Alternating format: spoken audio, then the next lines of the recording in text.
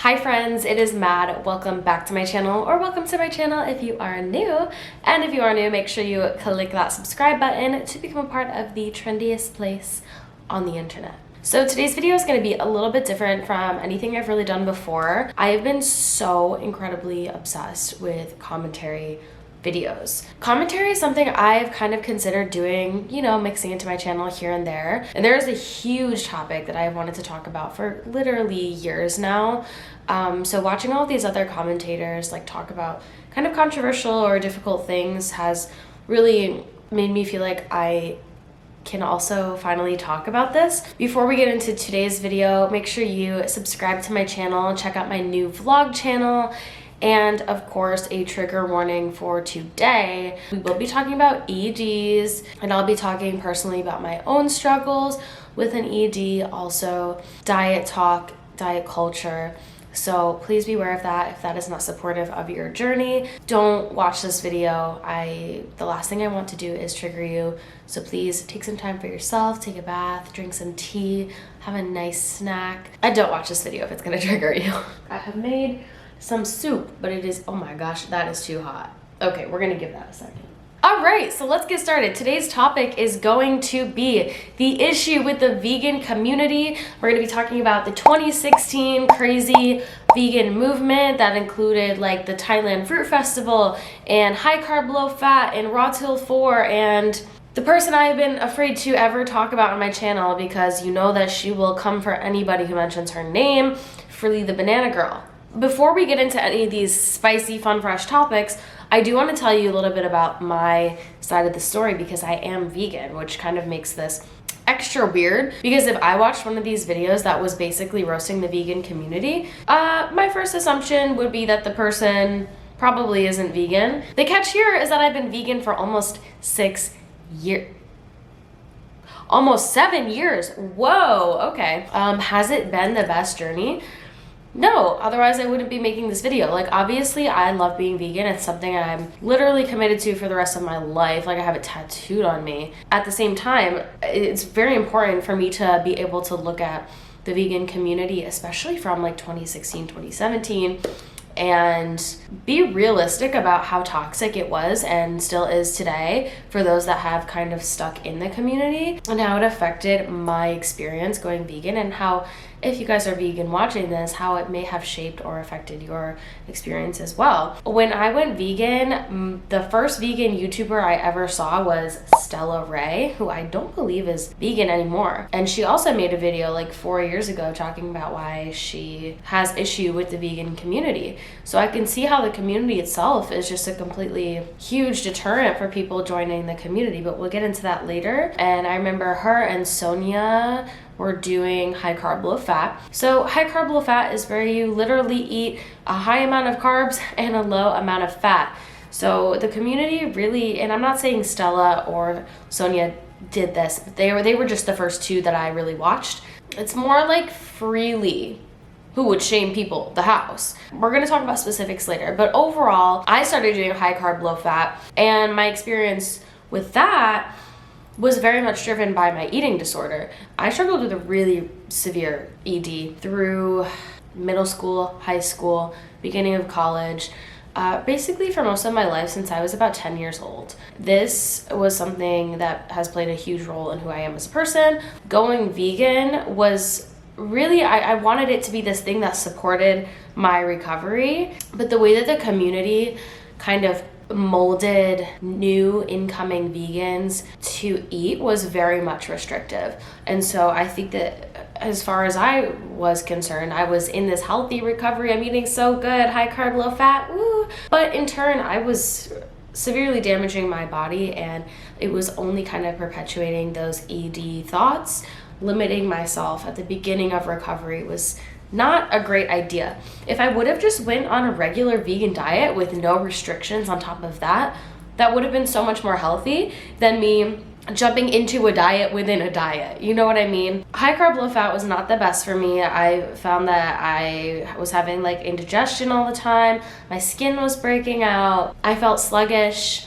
I was also not maintaining a healthy weight. We're not going to talk numbers, but in recovery, my weight should have been going up. It was not. it was either stagnant or dropping. And I just felt like absolute shit all the time. Then I discovered Freelee. She obviously has created this raw till 4 vegan diet, which is basically where you eat raw foods up until 4 o'clock, where you eat cooked foods, but still it's all like whole foods that are plant-based. There's no like processed foods. It sounds good in theory, right? Like you eat fruits and veggies all day and then you have your cooked meals at night.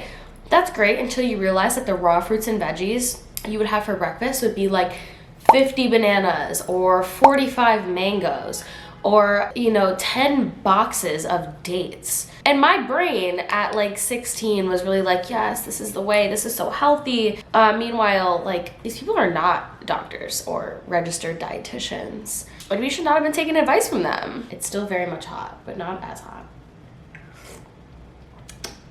Great.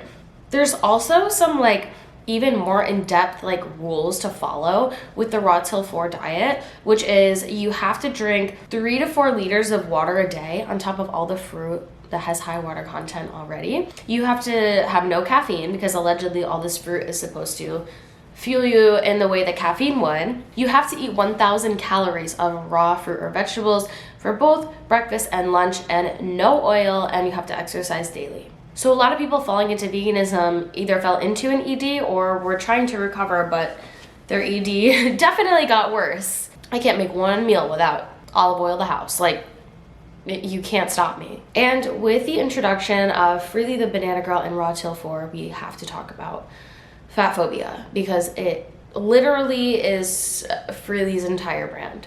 Freelee will react to other creators' what I eat in a day videos, even if they're vegan, and tear them down and show off her body and how skinny she is and how much weight she lost and how she's, 40 something years old and looks better than these, 20-year-olds doing what I eat in a day is because of her diet.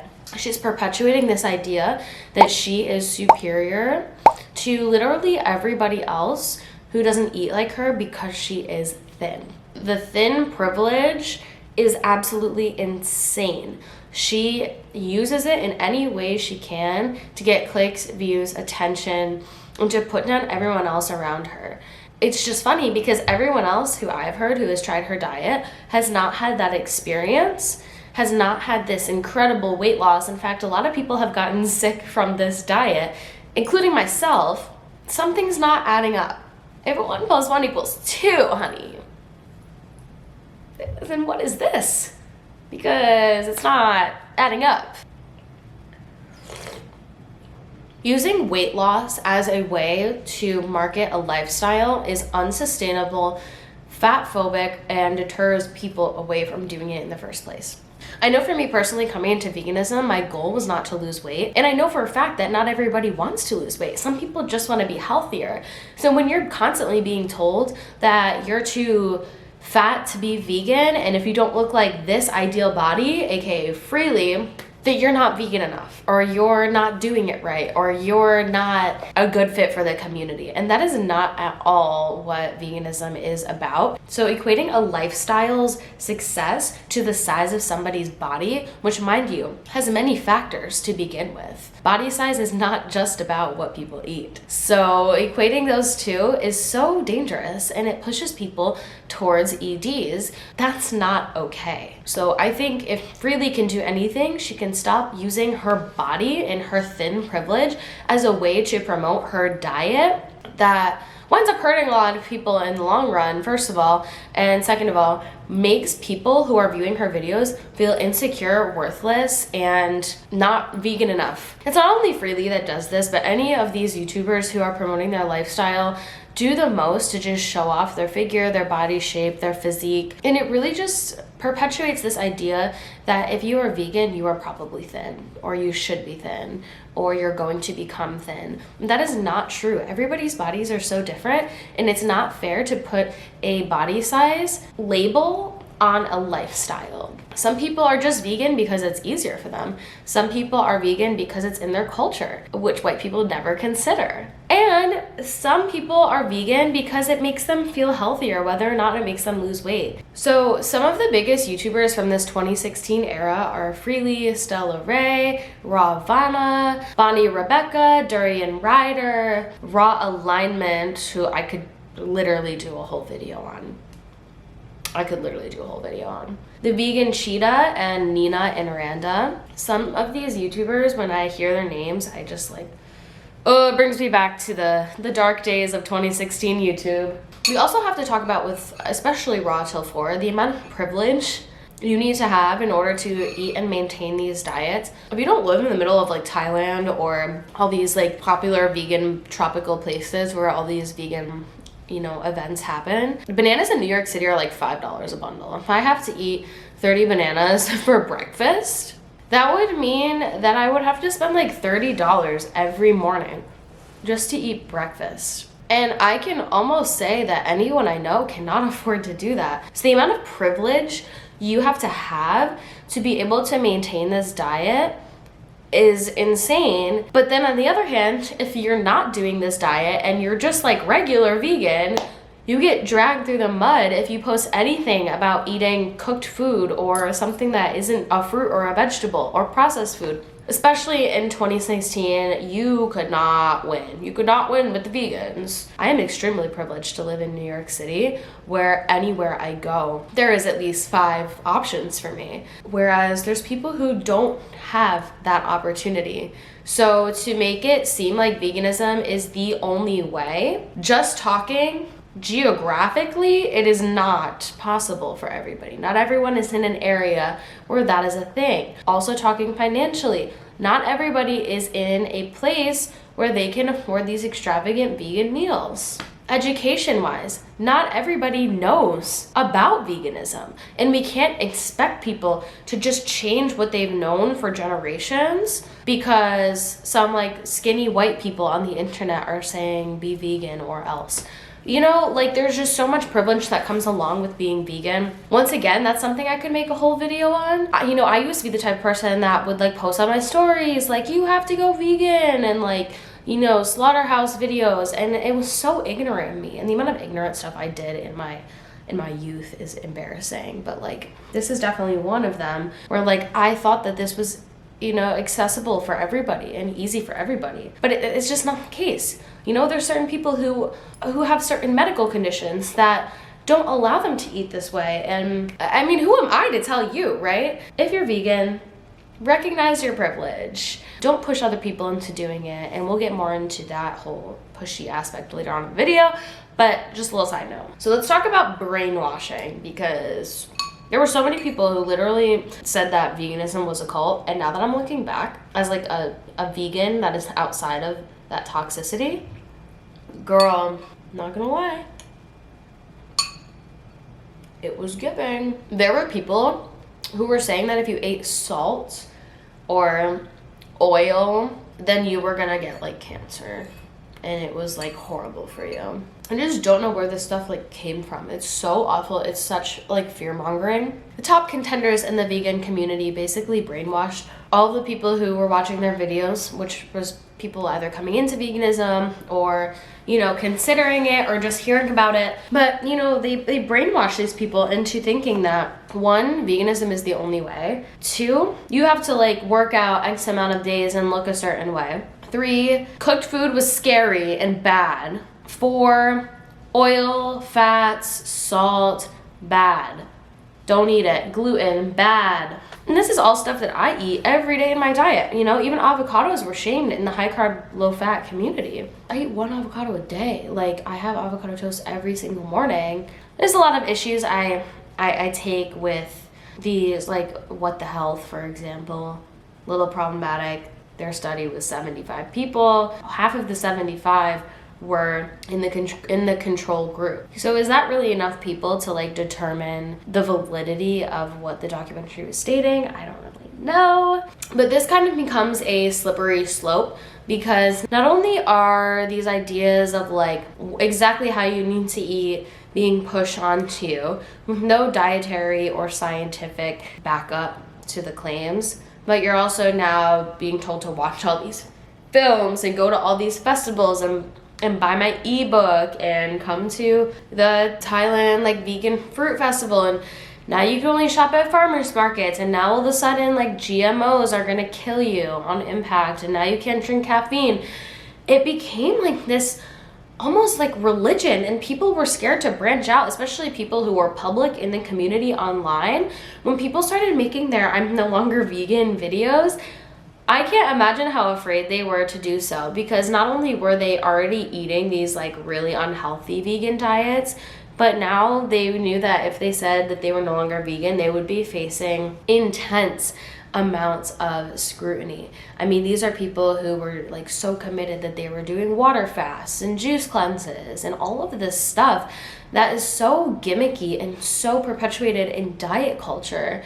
And now they have to come out to their millions of subscribers or hundreds of thousands of subscribers and say, hey, all this stuff I've been preaching to y'all and the reason that you guys follow me, yeah, I'm not doing that anymore. And it's literally because from the start, these people were set up to fail. You know, raw till 4 is not sustainable. High carb, low fat is not sustainable. Doing water fasts, juice cleanses, only drinking smoothies, only eating fruits. That is not sustainable. So no wonder why everybody felt like garbage and quit veganism. And now they leave all their followers with like, great, what do? I remember when all of the I'm no longer vegan videos started to come out, my first thought was like, okay, I have to like quit this now, because these are all the people who I learned from. I've been copying their lifestyle for years. So if it's not safe or working for them, you know, where am I going to end up if I keep going down this path? And I had this moment of like, do I put my health first? Do I put my morals and ethics first? Like, what do I do? And I quickly realized that like, it wasn't veganism that was the problem. It was the community and the ideas that these people were kind of herded into following. Eating 35 bananas every morning. Of course you're not going to do well. Of course you're going to be deficient in things. Of course, you know, you're going to have digestion issues. I realized like either I have to eat a very much balanced vegan diet and take my vitamins and supplement when needed and get my blood work done and see if I'm healthy, or I need to do what they're doing and go back to eating animal products. And I couldn't bring myself to do that, so I kind of just stopped consuming vegan content and listened to my body. And that was the first time, which I would say this was, 2 years ago maybe. It's the first time I really got a taste of what actual ED recovery was like, and I realized that I was not in recovery that whole time. I thought I was, but girl... And I finally was able to like listen to my body and pick up on my own hunger cues and my cravings and actually snack on things and enjoy eating and go out and eat with friends. So as for the I'm no longer vegan videos, I really don't blame anybody who decided that they couldn't maintain the lifestyle, because there was this idea of what the lifestyle was supposed to be and supposed to look like that was so skewed and unhealthy and literally just wrong. So of course they're gonna have this aversion to veganism. I think the biggest thing with the diet is that, these people who are promoting it need to realize that everybody is so different. Everybody is so different. Every body requires different things to follow a lifestyle that you chose for yourself. I have friends I've been friends with for years and they still don't even know that I'm vegan. Or they'll find out, they'll be like, wait, when did you go vegan? Like, is this new? I'm like, girl, no, it's been almost 7 years. Like, just because this is what I do for me. This is not for you. This is not for anybody else except me and the animals and the environment, honey. That's it. And I've found that by not talking about it, more people in my life have considered veganism than when I did talk about it. Because you would think, it would be the other way around, but people just kind of adapt to what you're eating, or they'll try your cooking when you're not being like, oh, this is vegan, you have to try it, it's vegan, like this is all vegan. When you're not doing that, people are more open, because they don't feel pressure, they don't feel bullied, they don't feel shamed, and therefore they're probably more likely to at least try what is going on outside. At the end of the day, veganism is a choice. The community online, now I have not been in touch with anything going on in the vegan community for years. I know most of the people I used to watch are either no longer vegan, still doing the same thing that they were, or have moved on to different styles of content and don't have veganism as the main focus. But the community back then really just pushed this idea of like a perfect scenario all the time, which is unfair, unrealistic, and like an extremely privileged Western stance to have. And at the end of the day, the choice is yours. If you feel morally convicted or environmentally driven to not eat animals or animal products, that is up to you. And if you don't want to do that, that is also up to you too, because your morals could lie elsewhere, or your health could be perfectly fine eating a non-plant-based diet, or you could be contributing to the environment in other ways. You know, like there is not one answer or one solution to people's diets across the board. You don't have to be vegan to be morally sound. You don't have to be vegan to be healthy. You don't have to be the perfect vegan to fit into the vegan community. You can just eat whatever you want. You don't even need a label. Just eat what makes you feel good, period. And if that happens to be vegan, great. If not, also great. Who cares? But the last thing we need is people online bullying people into having EDs or into unhealthy lifestyles that are unsustainable. And I'm really interested to hear what all of you guys have to contribute to this conversation, if anything at all, or if I missed any major points that we should be discussing. Let me know. This is a very last minute video that I just all of a sudden felt like doing and threw it together, so I'm sure there's a lot of stuff that I missed. This is just kind of my perspective of the 2016-17 veganism movement and community online. High carb, low fat, raw till 4, whole foods plant-based. That's about it. So remember today to nourish your body, whatever that looks like for you. If you guys like this style of video, make sure you give it a thumbs up so I know that I should do more of these, and subscribe to my channel for more videos like this and also other fun things too. If you have a lot that you want to say, or you want to talk about this or have some discourse, hit your girl up on Instagram, slide me a DM and we can chat. And I will see y'all in my next video. Bye guys.